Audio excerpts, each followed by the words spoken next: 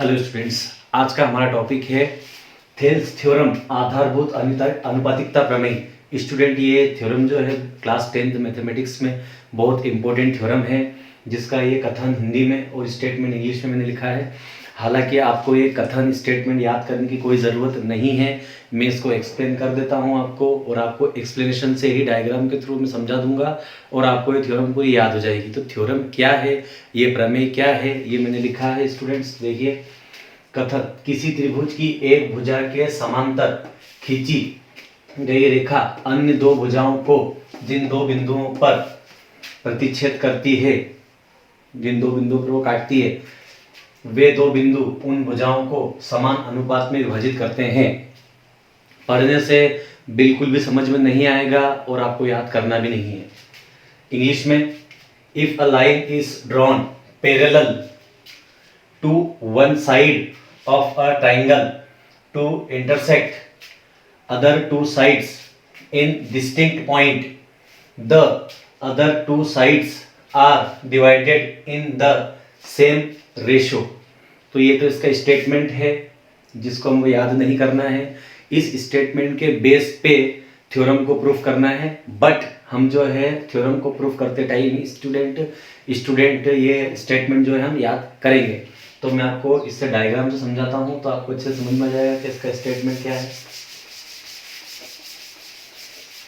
कोई एक ट्राइंगल है हमारे पास, और ये ट्राइंगल जो है इस तरह का ट्राइंगल है स्टूडेंट्स, जिसका जो है तीनों साइड डिफरेंट है। इससे हमको कोई लेना देना नहीं है कि साइड्स एक जैसी है कि डिफरेंट है, इसलिए हमने अलग अलग साइड बना दी है। साइड्स का जो शेप साइज जो है अलग अलग है, सारी साइड्स जो है वो अलग अलग साइज की हैं। अब यहाँ पे लिखा है किसी त्रिभुज की एक भुजा के समांतर, कोई सी भी एक साइड ले लेते हैं, इसके समांतर एक लाइन खींच देते हैं। ये लाइन ड्रॉ कर दी हमने, पैरेलल लाइन खींच देते हैं, इसके पैरेलल लाइन। अब होगा क्या, समांतर खींची गई रेखा अन्य दो भुजाओं को, ये दो साइड्स हैं, दो साइड्स कौन कौन सी, ए बी और ए सी, जिन दो बिंदुओं पर ए बी सी डी और ई, जिन दो बिंदुओं पर प्रतिच्छेद करती है, इंटरसेक्ट करती है डिस्टिंक्ट पॉइंट पर, है ना, वे दो बिंदु उन भुजाओं को, किन भुजाओं को, जिनको ये प्रतिच्छेद कर रही है लाइन, समान अनुपात में विभाजित करते हैं। तो ये दो बिंदु डी और ई, ये दो पॉइंट्स जो है इन लाइंस को, कौन साइड्स को, कौन कौन साइड, ए बी और ए सी को समान अनुपात में, इक्वल रेशियो में डिवाइड करते हैं। इक्वल रेशियो में डिवाइड करते हैं मतलब यहाँ पे लिख देते हैं, ये वाला टुकड़ा AD divided by DB is equal to AE divided by EC। बस यही थ्योरम है और यही हमको प्रूफ करना है स्टूडेंट्स। तो आप देखते हैं इसका प्रूफ।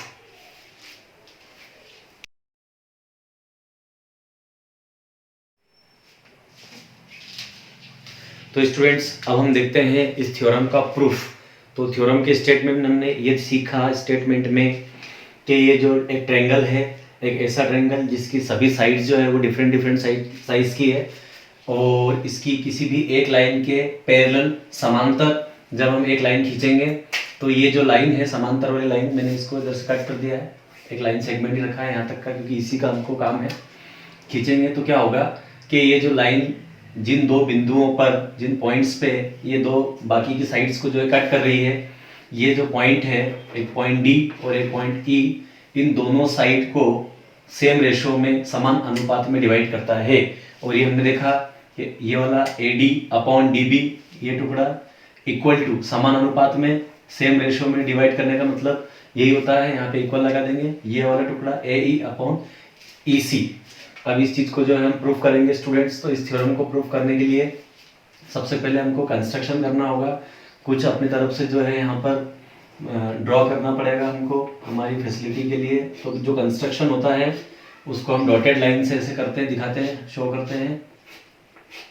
यहाँ पे कुछ रचना कर रहे हैं हम, छोटी छोटी थ्योरम्स में लिख भी देते हैं कि क्या कंस्ट्रक्शन किया है, ज्वाइन किया है D को C से, B को E से। लेकिन अब ये थ्योरम का स्टेटमेंट वैसे ही बहुत बड़ा हो जाएगा, तो हम ये ज़्यादा इसमें लिखना नहीं चाहते हैं, डायरेक्ट मेन काम करेंगे इसके अंदर। एक कंस्ट्रक्शन ये भी कर रहे हैं, ये दो परपेंडिकुलर डाले हैं EF और DG, ये परपेंडिकुलर है, 90 डिग्री का एंगल दोनों बना रहे हैं, ये परपेंडिकुलर होते हैं। अब जो है आपको एक चीज़ का इसमें ध्यान रखना है स्टूडेंट्स कि मैं किस तरह से इसको प्रूफ कर रहा हूँ। एक तरीका जो है हम बनाएंगे। यहाँ पे आप देख रहे हैं कि हमारे पास एक त्रिभुज तो ये बन रहा है, ये ट्राइंगल ही है ADE। इस ट्राइंगल के साथ में इस साइड वाला जो ट्राइंगल दिख रहा है जिसमें मैंने राइट लगाया है DBE, DBE ये ट्राइंगल लेंगे। इसके साथ में एक बार इस साइड का लेफ्ट साइड का ट्राइंगल लेंगे DBE, और अगली स्टेप में इसी ट्राइंगल के साथ ADE के साथ ही हम जो है इस टाइप का ट्राइंगल, इस साइड का राइट साइड का ट्राइंगल लेंगे। अभी लिया था हमने DBE, अब लेंगे DCE, DCE। ये बात हमको खास ध्यान रखनी है। अगर हमने इस तरीके से किया तो ये थ्योरम बिल्कुल भी गलत नहीं होगी और बहुत आसानी से जो है हम इसको प्रूफ कर पाएंगे। तो स्टेटमेंट में हम देख ही लिया है कि क्या होता है, लाना क्या है, हमको ये प्रूफ करना है स्टूडेंट्स। तो अब जो है हम इसको प्रूफ करना स्टार्ट करते हैं। तो स्टार्ट करने के लिए कौन कौन से ट्राइंगल में सबसे पहले लेना है, तो इन ट्राइंगल सबसे पहले लेंगे हम ADE, ADE and right side वाला ट्राइंगल ले लेंगे स्टूडेंट, सॉरी लेफ्ट साइड वाला ले लेंगे DBE। तो ट्राइंगल DBE, इन दोनों ट्राइंगल की बात करेंगे। अभी इस साइड के ट्राइंगल को हम भूल जाएंगे। तो इस ट्राइंगल के साथ में ये लेफ्ट वाला ट्राइंगल लिया है, तो दोनों का एरिया निकालते हैं। तो सबसे पहले क्षेत्रफल निकालेंगे हम ट्राइंगल ADE का क्षेत्रफल, triangle area of triangle ADE। और एरिया निकालने का, क्षेत्रफल निकालने का हमारे पास जो है ट्राइंगल का फार्मूला होता ही है 1/2 बेस इंटू हाइट, 1/2 आधार गुणित ऊंचाई। तो इस ट्राइंगल का एरिया जो है 1/2 बेस। अब देखिए ये जो हाइट होती है, यहाँ पे दो हाइट है हमारे पास इस ट्राइंगल के लिए, ADE के लिए। एक तो ये भी हाइट है क्योंकि ये परपेंडिकुलर है, और जो परपेंडिकुलर 90 डिग्री का जो लंब होता है उसी को हम हाइट बोलते हैं। और एक ये भी हाइट है DG। लेकिन हमको जो है इस साइड में, चूंकि हम नीचे लेफ्ट वाला लेना चाहते हैं, तो लेफ्ट वाला लेना चाहते हैं स्टूडेंट्स, तो ध्यान रखना है कि हम जो है लेफ्ट वाली जो है हाइट यूज करेंगे। तो EF जो है उसकी हाइट हो गई। तो बेस क्या है, जिसके ऊपर जो है परपेंडिकुलर डला हुआ हो। तो परपेंडिकुलर किस पे डाला है हमने, AD पे। तो यहाँ पे आधार जो हो गया AD हो गया, इनटू ऊंचाई मतलब हाइट जो कि हो जाएगी हमारी EF। ये हमारा निकल गया है एरिया कौन से ट्राइंगल का, ADE का। अब इसी के साथ में ही हमको यहाँ पे लेफ्ट वाले ट्राइंगल का एरिया निकालना है स्टूडेंट्स। तो लेफ्ट वाले ट्राइंगल को लेते हैं। तो एरिया ऑफ ट्राइंगल DBE, यहाँ लिख दिया हमने DBE, फार्मूला वही रहेगा 1/2 बेस इंटू हाइट। तो 1/2 लिया हमने, ये रहा 1/2 लिख लिया, फार्मूले में है बेस इसका आधार। अब स्टूडेंट्स ये जो है इसको मैं आपको यहाँ बना देता हूँ ताकि प्रॉब्लम ना आए। ये और ये हमारे पास है DBE। अब देखो स्टूडेंट्स यहाँ पे परपेंडिकुलर ड्रॉप करना है, तो अब इसकी परपेंडिकुलर ड्रॉप करने के लिए जो है यहाँ पे इसको थोड़ा सा आगे बढ़ाना पड़ेगा, और यहाँ पे इसे 90 डिग्री का परपेंडिकुलर ड्रॉप होगा, जो ड्रॉप होगा बनाएंगे हम EF। ये अधिक कोण त्रिभुज है, तो इसमें हमको आगे बढ़ा के ही परपेंडिकुलर डाल सकते हैं। छोटी क्लास में ये कॉन्सेप्ट आपने पढ़ा है स्टूडेंट्स। तो यहाँ पे आपको अगर भूल गए हैं तो आपको ध्यान रखना है कि इसकी जब हाइट की बात करेंगे तो यहाँ से यहाँ तक इसकी हाइट नहीं है, बल्कि इसकी हाइट की जो बात करेंगे तो इसको आगे बढ़ा के, और ये इसकी एक्चुअल हाइट है। तो हाइट किस पे डाली है हमने, ये बेस है हमारा, ये बेस है मतलब DB बेस है। तो हमको यहाँ पे बेस की जगह DB लिख देना है इनटू, और हाइट की जगह पे हमको लिखना है EF। इसकी भी हाइट EF ही है। और अगर आप कहीं गलती करते भी है तो आपको ध्यान हो जाएगा, जो बात हमको प्रूफ करनी है उसको हमको माइंड में रखना है, AD/DB लाना है। तो अगर एक बार AD आया है तो दूसरी बार हम DB ले लेंगे, और ये तो देखो कैंसिल हो जाएगा क्योंकि अब हम इन दोनों को डिवाइड करेंगे। तो अगली स्टेप में हम क्या करेंगे, ये जो है इन दोनों को डिवाइड कर देंगे। तो इसको इक्वेशन 1 दे देता हूँ, इसको इक्वेशन 2 दे देता हूँ, और यहाँ लिखेंगे बाय इक्वेशन 1 डिवाइडेड बाय 2। समीकरण 1 को 2 से डिवाइड करने पर, विभाजित करने पर, तो समीकरण आप विभाजित करने का नियम आप जानते हैं इक्वेशंस को। LHS जो है लेफ्ट हैंड साइड वो अलग लिखाएगी इक्वल के उस साइड में, और RHS जो है उधर। तो LHS डिवाइड होगा LHS से, और right hand side RHS divide होगा RHS से। तो LHS में हमारे पास area of triangle ADE divided by area को मैं शॉर्टकट में लिख देता हूँ, एरिया ऑफ ट्राइंगल DBE। और अब RHS की बात करें तो समीकरण 1 का जो RHS है हमारे पास 1/2 AD इंटू EF, तो ये 1/2 into AD into EF upon इसका जो RHS है हमारे पास है 1/2 DB इंटू EF। थ्योरम थोड़ी बड़ी है, प्रूफ इसका बड़ा है, बट ये थोड़ा इंपॉर्टेंट प्रमेय है ये क्लास 10th के लिए। तो आपको ये 1-2 बार वीडियो देखेंगे तो आपको बिल्कुल अच्छे से समझ में आ जाएगी। 1/2 से 1/2 कैंसिल हो जाएगा, और EF से EF कैंसिल हो जाएगा। और अब आप देख रहे हैं स्टूडेंट्स के हमारे पास जो आ गया area of triangle ADE equal to area of triangle DBE, है ना, इक्वल टू सॉरी अपॉन, और यहाँ पे इक्वल टू में AD अपॉन DB, जो कि हमको वहाँ पे चाहिए भी। तो इसको हम इक्वेशन 3 मान लेते हैं और आगे सॉल्व करते हैं। आगे सॉल्व करने के लिए अब जो है मैंने आपको बताया था कि किन किन 2 ट्रायंगलों को यूज करना है। हमने इस ट्रायंगल के साथ लेफ्ट वाला ट्रायंगल यूज कर लिया है। अब इसी ट्रायंगल के साथ जो है इस साइड वाला राइट वाला ट्रायंगल जो है हम यूज करेंगे, और राइट वाला ट्रायंगल जो है हमारे पास हो जाएगा DCE। तो यहाँ पे ट्रायंगल DCE लिख देंगे। अब जो है फिर से एरियाज निकालेंगे, और जब फिर से एरिया निकालेंगे तो अब हमारे पास ये ध्यान रखना है कि हमको इसका एरिया निकालना है। और पिछली बार जो हमने लेफ्ट वाला ट्रायंगल यूज किया था तो हमने जो है लेफ्ट वाला परपेंडिकुलर जो है हाइट मानी थी। अब जो है राइट वाला ट्रायंगल यूज करने वाले हैं, तो इस बार राइट वाले परपेंडिकुलर को हम हाइट मानेंगे। तो यहाँ पे एरिया ऑफ ट्रायंगल ADE ऊपर में ये लेना है, और नीचे की साइड में हमको राइट वाला ट्रायंगल यूज करना है। तो ADE के साथ में इस बार क्या लेना है, राइट ट्रायंगल राइट साइड वाला DCE। तो अब यहाँ पर 1/2 बेस इंटू हाइट ये सेम रहेगा। इसके बाद देखिए 1/2 बेस, अब जो है हाइट लेने वाले हैं ये वाली, तो बेस भी इस साइड पे हो जाएगा इसके हिसाब से, क्योंकि जहां पे परपेंडिकुलर होता है उसी साइड पे हमको क्या लेना पड़ता है, बेस उसी के, क्योंकि ये दोनों टच है देखो ये, तो इसीलिए 90 डिग्री का एंगल दोनों मिलके बना रहे हैं। तो इस बार जो है ट्रायंगल वही है, पर उसका बेस जो है हम क्या लेंगे AE इनटू हाइट, और हाइट लेंगे हम DG, ये हो गया। अब उसके बाद दूसरा वाला ट्रायंगल हमारे पास DCE है इस बार, तो हम DCE लेंगे, बेस 1/2 और बेस। अब इस बार जो है इसका ट्रायंगल भी मैं आपको यहाँ पे बना के दिखा देता हूँ। इस बार जो है इस साइड का ट्रायंगल हमारा बनेगा, ये है DE और C, और परपेंडिकुलर के लिए हम इसको आगे बढ़ाएंगे, जैसे उधर से आगे बढ़ाया था हमने पिछली बार में, और यहाँ से परपेंडिकुलर ड्रॉ करेंगे इस पे। तो परपेंडिकुलर ड्रॉ करेंगे तो हो जाएगा DG, जो कि हमारी एक्चुअली इसकी हाइट होगी। तो इस केस में बेस क्या हो जाएगा हमारा EC, क्योंकि EC को आगे बढ़ाया है हमने परपेंडिकुलर डालने के लिए।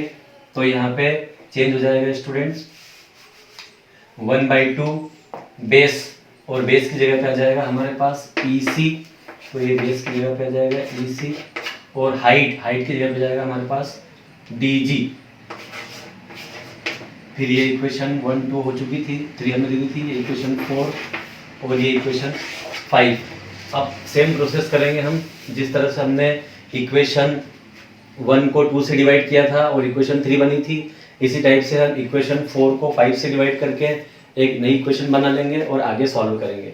तो यहाँ पे बाय इक्वेशन 4 डिवाइडेड बाय 5, समीकरण 4 को 5 से डिवाइड करने पर सेम प्रोसेस रहेगी। LHS एक साइड लिखना है, area of area of triangle ADE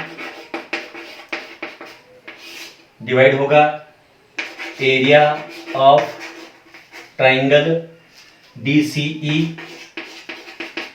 और इसका जो RHS है वो है 1/2 AE इंटू DG, और इधर से आप देखेंगे इसका RHS है हमारे पास 1/2 EC इंटू DG।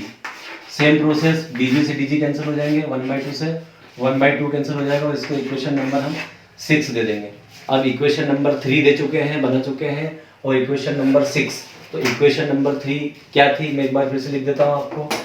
और अब ये थ्योरम जो है लगभग प्रूफ होने वाली है।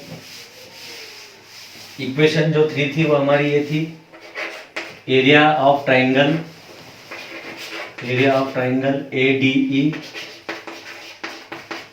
Divided by area of triangle left side का लिया था हमने DBE इक्वल टू, और कैंसिल होने के बाद हमारे पास जो है 1/2 से 1/2 कैंसिल हो गया था, और EF से EF कैंसिल हो गया था, और बचा था AD/DB।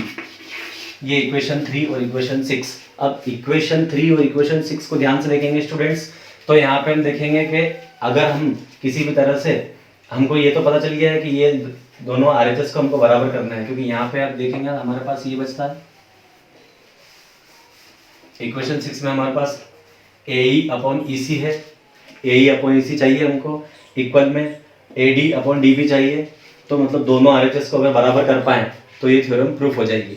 तो दोनों RHS को बराबर करने के लिए एक बात हमको ये देखनी स्टूडेंट्स कि हम जो है LHS को बराबर कर दें, और मैथमेटिक्स के रूल के हिसाब से अगर LHS को किसी भी तरह से बराबर कर दिया तो RHS ऑटोमेटिकली बराबर हो जाएंगे।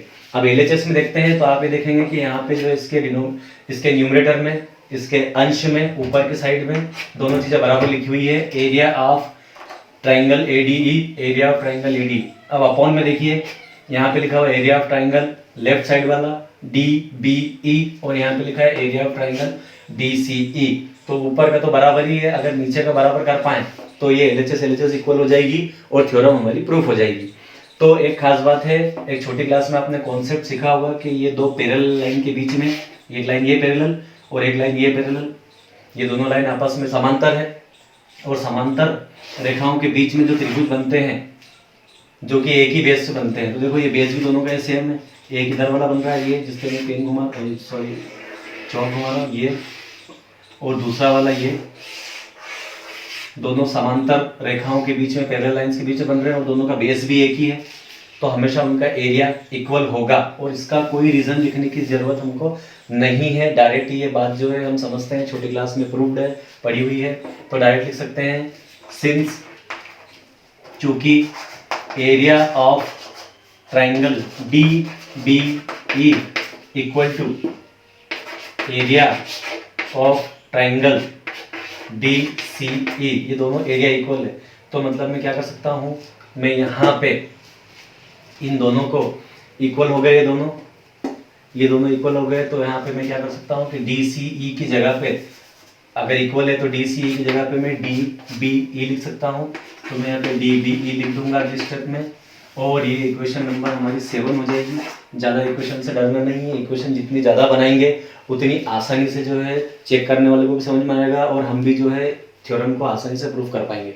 अब हम इक्वेशन 3 और 7 को देखें, तो इक्वेशन 3 और 7 में LHS और RHS पूरी तरह से इक्वल है, तो यहाँ पे लिखेंगे हम बाय इक्वेशन 3 एंड 7, 3 और 7 को कंपेयर करते हैं, 3 और 7 की तुलना कर देते हैं, LHS इक्वल तो RHS भी हमारे इक्वल हो जाएंगे, तो मैं यहाँ पे लिख देता हूँ equation by equation 3 and 7 RHS दोनों के इक्वल रख दो, और इक्वेशन 3 का जो RHS था वो ये था हमारे पास AD/DB, और इक्वल में जो है हमारे पास इक्वेशन 7 का RHS है AE/EC। ये थ्योरम हमारे पास प्रूव हो गया। तो इस तरह से देखा है स्टूडेंट्स कि ये थ्योरम बहुत बड़ी थी, तो आप ये वीडियो 2 से 3 बार देखेंगे तो आपको बहुत अच्छे से याद हो जाएगी। स्टेटमेंट आपको याद नहीं करना है और थ्योरम समझ लेंगे तो स्टेटमेंट आप खुद ही लिख देंगे। Thank you students.